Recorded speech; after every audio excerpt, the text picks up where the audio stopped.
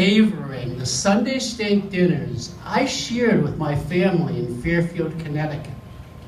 My dad was both chef and sommelier, and even well before I was 21 years of age, my dad let me have a little bit taste of wine. And for me, these Sunday steak dinners was what it meant to be Jewish. It wasn't about going to synagogue or Hanukkah or Passover, it was steak. And I always looked forward to the day that I could have my own Jewish family through steak. I don't know if that was typical of other Jewish kids, that they explore their Judaism through steak. But one thing that was pretty typical of my childhood was that my parents hoped and they expected and they prayed that I would marry a Jewish girl. And I did, and that ended in divorce. So I found myself back on the dating scene, which meant signing up for OkCupid and JDate and Tinder.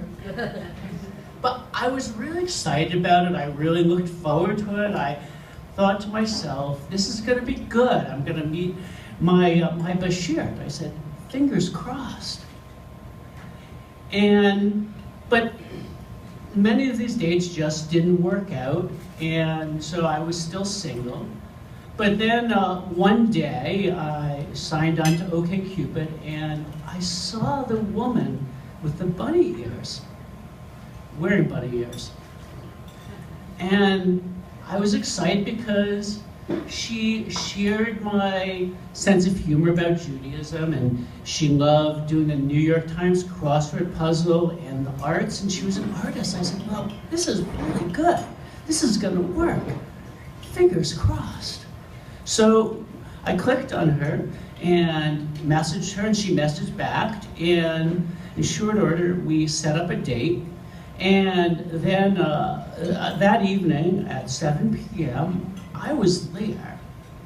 And I was really excited about it, and I was really looking forward to it, and I waited for her, and I waited, and I waited. But I realized that wasn't bad. As a matter of fact, I thought it was good, because in Judaism, it's considered to be polite to be fashionably late, which unfortunately was a lesson that I had never learned because I was there 20 minutes early. But then I saw a DC bus pull up near the establishment. It was Open City in DC. Some of you may have been there. And the bus pulled up and the doors opened and my date got off, and I was elated because she looked exactly like she did in her picture, except that she wasn't wearing the bunny ears. So I thought, oh, this is going to be good. But she got off and she immediately was apologizing for being late, but I waved off her concerns. Let's just grab a seat. And my blood was flowing. I was imagining those steak dinners with her, cooking her steak as she was making her canvases, and this is what happens when you're in a relationship with an artist, I don't know. And so we sat down, and I had a million questions. What's your style? Tell me about your art curation. Who are your favorite artists? And then she looked me straight in the eye and said, I can't be on a date now.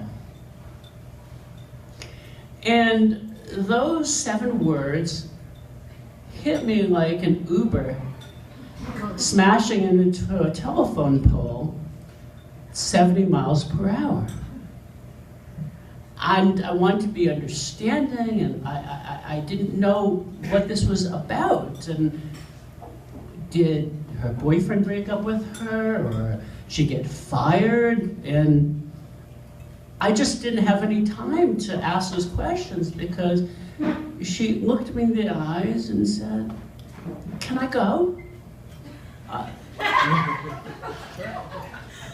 Okay. And she was then crying, and I thought to myself, oh no, not another woman crying on the first date. And she got up, practically knocking over a table in the process, and she moved away from my table, and as my date hopped away into the distance, I realized that I didn't need a woman with bunny ears. And I was still confused because I didn't know why she had left. And I was left on a limb because I called my friends, my mom, and no one was available. So I was just left to myself. I still had those dreams of a steak dinner with the right Jewish family. But then it occurred to me that I could still have those Sunday steak dinners.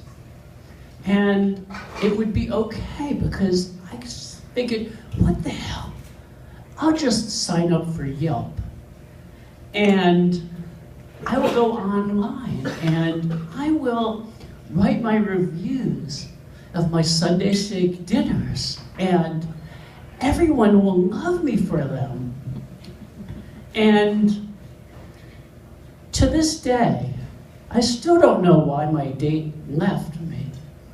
I will probably never know why my date left me. But I knew one thing. It wasn't me. Thank you.